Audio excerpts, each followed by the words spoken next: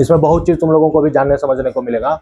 ये भी जो है हमारे प्रकृति से रिलेटेड एक बहुत ही महत्वपूर्ण परिघटना में से एक है। देखो अभी हम लोग जानेंगे किसके बारे में, भूकंप के बारे में। भूकंप को ही अर्थक्वेक कहते हैं। क्या कहते हैं? अर्थक्वेक। भूकंप जो शब्द है, इस शब्द से ही हम लोगों को साफ साफ पता चल रहा है कि भूकंप का अर्थ क्या होता है। भूमि का हिलना या भूमि का कांपना। इन्हीं दो चीजों के अर्थ से एक शब्द बना है जिसका नाम क्या है? भूकंप। भूकंप क्या चीज है? यह पृथ्वी की सतह के अचानक हिलने या कांपने की घटना है। पृथ्वी का ऊपरी सतह जब अचानक से हिलने लग जाए या कांपने लग जाए तो वैसी स्थिति को हम लोग क्या कहते हैं? भूकंप। बहुत बार तुम लोग सुना होगा न्यूज में या अलग जगहों पर या किसी के मुंह से, या कभी फील भी किया होगा जमीन का हिलना, है ना। तो भूकंप जो है ये पृथ्वी पर होने वाली कई प्राकृतिक परिघटनाओं में से एक बहुत ही विनाशकारी परिघटना है। कौन सी परिघटना है? विनाशकारी। ठीक है। इससे बहुत ही विध्वंसकारी परिणाम देखने को मिलते हैं, मानव जीवन में बहुत हानि पहुंचता है इसके कारण। तो इसलिए इसको जानना समझना जरूरी है। देखो ये पृथ्वी के अंदर से ऊर्जा के अचानक निकलने के कारण होता है जो भूकंपीय तरंगों का निर्माण करता है। ये तरंगे पृथ्वी की सतह को हिला देती हैं। सबसे पहला बात कि पृथ्वी जो है ये जिस पर जमीन है, जिस पर हम लोग रहते हैं, इसके नीचे टेक्टोनिक प्लेट्स हैं। क्या है? टेक्टोनिक प्लेट्स, यानी कि जमीन के बड़े बड़े टुकड़ों में ये खंड बटा हुआ है। ठीक है। वो टुकड़े जो हैं पृथ्वी के ऊपरी सतह पर हैं। उसके नीचे तुम लोगों को पता है कि टेम्परेचर बहुत ज्यादा है, कई प्रकार की गैसों का संपीड़न है और बहुत सारी ऐसी प्राकृतिक उथल पथल वहां पर होते रहती है जिसके चलते कई प्रकार की ऊर्जा, तरंगों, गैसों का निर्माण होते रहता है। कभी कभी अचानक से वो तरंगे, गैसें जमीन को चीरते हुए या जमीन के किसी हिस्से से निकल करके पृथ्वी के ऊपरी सतह में आ जाता है। उससे भी पृथ्वी का ऊपरी सतह हिल जाता है, तो वैसे स्थिति को हम लोग भूकंप कहते हैं। वही ऊर्जा की तरंगें पृथ्वी की ऊपरी सतह को क्या करती हैं? हिला देती हैं, जिससे कंपन महसूस होने लगता है। यह पृथ्वी की सबसे विनाशकारी घटनाओं में से एक है। पृथ्वी पर होने वाली बहुत बड़ी विनाशकारी घटनाओं में से एक घटना है क्या? भूकंप। ठीक है। ये बहुत ही विनाशकारी क्यों है, इसको हम लोग अभी जानेंगे। देखो भूकंप आने के पीछे भूवैज्ञानिक कारण जिम्मेदार होते हैं। हमारी पृथ्वी की ऊपरी परत एक सिंगल पीस नहीं है। हमारे पृथ्वी का जो ऊपरी परत है ना, ये एक पीस में नहीं है, ये कई सारे पीसेस में मौजूद है। अच्छा, ये जो अलग अलग पृथ्वी के जमीन के टुकड़े हैं, जिसको हम लोग प्लेट्स कह सकते हैं, टेक्टोनिक प्लेट्स कह सकते हैं, ये प्लेटें जो है कई बड़े बड़े टुकड़ों से मिलकर के बनी हुई है। अब होता क्या है, जिन्हें टेक्टोनिक प्लेट्स कहा जाता है, ये प्लेट्स लगातार बहुत धीमी से हिलती रहती है।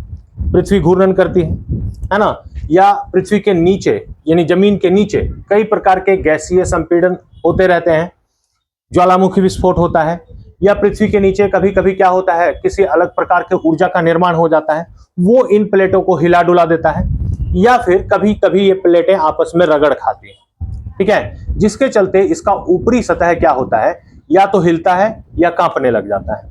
तो वैसे ही सिचुएशन को भूकंप कहते हैं और इन्हीं सारे कारणों से भूकंप का निर्माण होता है। भूकंप इसी कारण से आता है।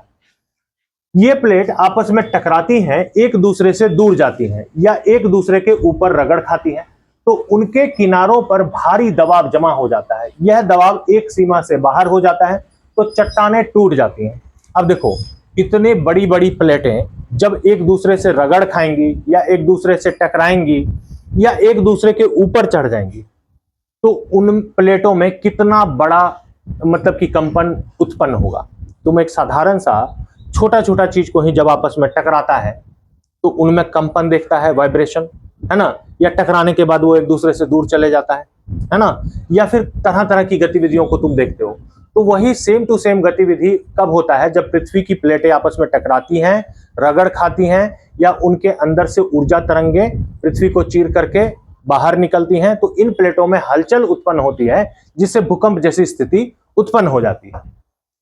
अच्छा, उनके किनारों पर भारी दबाव जमा हो जाता है। जब ये दबाव एक सीमा से बाहर हो जाता है तो चट्टानें टूट जाती हैं, अंदर में बहुत सारा टूट फूट भी हो जाता है, कभी पृथ्वी का ऊपरी परत भी टूट जाता है। ठीक है। उसके बाद क्या होता है, और भारी मात्रा में ऊर्जा निकलती है। यही ऊर्जा तरंगों के रूप में पृथ्वी की चट्टान पर, सतह पर आ जाती है, जिसे हम भूकंप कहते हैं। तो उसी को हम लोग भूकंप कहते हैं। जब ये प्लेटें टकराती हैं, रगड़ खाती हैं और पृथ्वी के अंदर से ऊर्जा तरंगे बाहर निकलती हैं। तो ऊपरी सतह में कंपन आ जाता है या वो हिलने लग जाता है, उसी को हम लोग क्या कहते हैं? भूकंप कहते हैं। अब देखो, भूकंप के मुख्य केंद्र होते हैं। भूकंप जो है ये इसका एक केंद्र होता है। ऐसा नहीं है कि भूकंप कहीं भी कभी भी मतलब कि उत्पन्न हो गया। भूकंप का एक केंद्र होता है ना? भूकंप का एक केंद्र होता है जिसमें से मुख्यतः हम लोग पहला जानते हैं हाइपोसेंटर, या इसको फोकस भी कहते हैं। हाइपोसेंटर या फोकस भी कहते हैं। अब ये हाइपोसेंटर फोकस क्या है?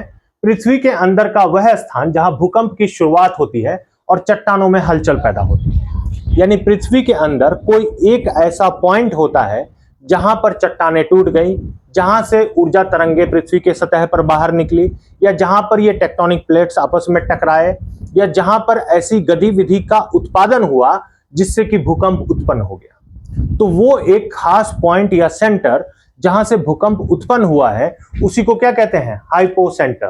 ठीक है, ये पृथ्वी के अंदर का स्थान होता है जहां से भूकंप की शुरुआत होती है और चट्टानों में हलचल पैदा होती है। दूसरा इसका है एपिसेंटर। दूसरा कौन सा है? एपिसेंटर। पृथ्वी की सतह पर फोकस के बिल्कुल ठीक ऊपर का स्थान एपिसेंटर कहलाता है। झटके सबसे पहले और सबसे तेज यहीं पर महसूस होते हैं। अब देखो, पृथ्वी के अंदर जहां से भूकंप उत्पन्न हुआ, ऊर्जा तरंगे वहां से बाहर आई, है ना? पृथ्वी के ऊपर का वह स्थान जहां पर ये तरंगे सबसे पहले महसूस होती हैं, जहां पर ये झटके सबसे पहले महसूस होते हैं, उसी को हम लोग क्या कहते हैं? एपिसेंटर। क्या कहते हैं? एपिसेंटर। एपिसेंटर पर ही सबसे पहले भूकंप का झटका महसूस होगा, हलचल भूकंप का महसूस होगा। ठीक है, अच्छा, सबसे तेज महसूस होते हैं। अब देखो, भूकंप को कैसे मापा जाता है? भूकंप समझ गया ना क्या चीज है? अब देखो, भूकंप को कैसे मापा जाता है? भूकंप मापने के लिए एक खास प्रकार का यंत्र वैज्ञानिकों के द्वारा बनाया गया है। उस यंत्र का नाम क्या है? सिस्मोग्राफ। क्या होता है? सिस्मोग्राफ। भूकंप की तीव्रता को मापने के लिए सिस्मोग्राफ नामक उपकरण का उपयोग किया जाता है। ये खास तरह से तैयार किया गया उपकरण है जो भूकंप की तीव्रता को बताता है। जैसे हम लोग हर चीज को मापने के लिए अलग अलग यंत्रों का उपयोग करते हैं ना, है ना? बुखार को मापने के लिए थर्मामीटर, है ना? उसी तरह से तापमान मापने के लिए, है ना, अलग अलग चीजों का, किसी चीज का भार मापने के लिए, किसी चीज का लंबाई मापने के लिए। तो भूकंप की तीव्रता को भी मापने के लिए खास यंत्र है। उस यंत्र का नाम क्या है? सिस्मोग्राफ। तो सिस्मोग्राफ नामक उपकरण का उपयोग किया जाता है। आमतौर पर इसकी तीव्रता रिएक्टर स्केल पर मापी जाती है। जैसे अलग अलग चीजों के मापने के लिए अलग अलग मानक हैं, उसी तरह भूकंप की तीव्रता को मापने के लिए जो मानक है उसका नाम क्या है? Richter scale. क्या है? Richter scale. रिएक्टर स्केल पर ही भूकंप की तीव्रता को मापी जाती है। यदि रिएक्टर स्केल पर भूकंप की तीव्रता 2 या उससे कम है तो यह बहुत मामूली होता है, एकदम हल्का झटका। 2 पॉइंट से अगर नीचे रहेगा भूकंप का झटका, बहुत ही हल्का मामूली होगा। उसमें किसी भी चीज का जान माल का हानि बहुत ही कम मात्रा में या ना के बराबर होगा, महसूस होगा, लेकिन बहुत ही कम मात्रा में जान माल के हानि होने की संभावना है। दूसरा क्या चीज है कि जब वही भूकंप की तीव्रता 5.0 है ना, यानी 5 से ज्यादा होगा, तो यह बहुत ही शक्तिशाली माना जाएगा। 5 से ज्यादा होगा रिएक्टर स्केल पर भूकंप का तीव्रता, तो वो क्या होगा? बहुत ही शक्तिशाली होगा और वो बहुत ही विध्वंसकारी और विनाशकारी होगा। यह भूकंप भारी नुकसान पहुंचा सकता है। जब 5 पॉइंट से ज्यादा रहेगा तो यह क्या कर सकता है? बहुत ही नुकसान पहुंचा सकते हैं। ठीक है, भूकंप के प्रभाव क्या क्या हैं? अब हम लोग जानेंगे भूकंप के प्रभाव क्या क्या हैं। भूकंप के प्रभाव में सबसे पहला प्रभाव है कि जान माल का भारी नुकसान होता है। जान माल का भारी नुकसान से क्या मतलब है? यानी कि भूकंप आने के बाद बहुत सारे जीव जंतुओं का जान भी चले जाता है ना? उनके द्वारा निर्मित बहुत सारी वस्तुएं जो है वो नष्ट हो जाती हैं। तो वही दिया हुआ है, जान और माल का भारी नुकसान होता है। इमारतें, पुल, सड़कें, बिजली लाइनें नष्ट हो जाती हैं, सड़कें टूट जाती हैं। कभी कभी कहीं पर जमीन धंस भी जाता है, कहीं कहीं जमीन ऊपर भी हो जाता है। ठीक है, बिजली के खंभे टूट जाते हैं, सड़कें, पुल टूट जाती हैं, क्योंकि पूरा पृथ्वी का जो ऊपरी सतह है वो कांप रहा होता है ना? तो वैसे सिचुएशन में मानव निर्मित बहुत सारी इमारतें, सड़कें, पुल सब क्या हो जाती हैं? नष्ट हो जाती हैं। अच्छा, पहाड़ी इलाके में भूस्खलन हो जाता है। अब पहाड़ जो है वो तो तिरछा होता है, जमीन जब हिल रहा होता है तो पहाड़ का ऊपरी सतह जो है वो स्खलित होकर के नीचे गिर जाता है, यानी पहाड़ टूट भी जाता है कभी कभी। ऊपर से बड़ा बड़ा मतलब कि चट्टान टूट करके नीचे की तरफ गिरने लग जाता है। अब सोचो पहाड़ के निचले क्षेत्र में अगर कोई जमीन है, कोई पुल है, सड़क है, तो वो तो ध्वस्त हो जाएगा, तो वहां भूस्खलन की समस्या उत्पन्न हो जाती है। तथा भूकंप समुद्र के नीचे आने से सुनामी जैसी खतरनाक लहरें उठ सकती हैं। कभी अगर भूकंप समुद्र के नीचे आएगा तो उससे क्या होगा, भूकंप समुद्र के नीचे अगर आएगा तो समुद्र में सुनामी आ जाएगा। सुनामी का अर्थ होता है पानी की ऊंची ऊंची लहरें तटवर्ती क्षेत्र के तरफ आना शुरू हो जाएंगी, है ना, उससे भी बहुत सारा नुकसान पहुंच जाएगा। तो इस प्रकार से भूकंप के ये सारे प्रभाव हैं। अब देखो भूकंप से बचाव के लिए हम लोग क्या कर सकते हैं। यदि आप घर के अंदर हैं तो तुरंत किसी मजबूत मेज या बेड के नीचे छिप जाना चाहिए। अगर कभी भूकंप का झटका महसूस हो तो तुरंत घर के अंदर रहने के बाद हम लोगों को क्या करना है, किसी मजबूत बेड, पलंग या मेज के नीचे क्या करना चाहिए, छुप जाना चाहिए, है ना। या किसी घर से तुरंत अगर बाहर नहीं निकल पाओ तो घर के किसी कॉर्नर में सिर पर तकिया रख के खड़ा हो जाना चाहिए। बेड के नीचे भी सिर पर तकिया रख करके छुप जाना चाहिए। तो इससे क्या हो सकता है, बच सकते हैं हम लोग, है कि नहीं। अच्छा, उसके बाद क्या करना चाहिए, किसी चीज को कस के पकड़ लेना चाहिए। कांच की खिड़की और भारी सामान से दूर हो जाना चाहिए, जैसे कि किसी छज्जे वगैरह से, कांच का कोई खिड़की वगैरह है उससे दूर हो जाना चाहिए, है ना। अपने आप को उन सारी चीजों से क्या कर लेना चाहिए, दूर कर लेना चाहिए।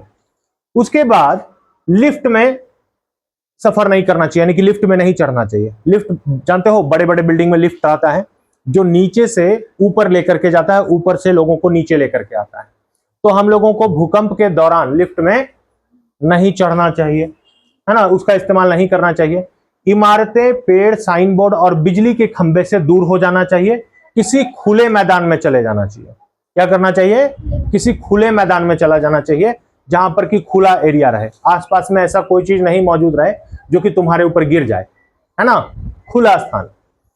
अच्छा, गाड़ी चलाते समय अगर भूकंप आ जाए, गाड़ी चलाते समय अगर भूकंप आ जाए तो क्या करना चाहिए, गाड़ी अनस्टेबल हो सकता है ना, सड़क से नीचे भी जा सकता है। तो वैसे कंडीशन में क्या कर सकते हैं हम लोग, गाड़ी को रोक देंगे और धीरे धीरे करके किसी सुरक्षित स्थान पर ले जाकर के खड़ा कर देंगे। क्या करेंगे, खड़ा कर देंगे। देखो, गाड़ी चलाते समय गाड़ी को किसी सुरक्षित और खुली जगह पर रोक लें और भूकंप रुकने तक अंदर ही रहे। भूकंप जब तक रुक नहीं जाए तो गाड़ी के अंदर ही रहना चाहिए। बात समझ में आया, ये था भूकंप के बारे में।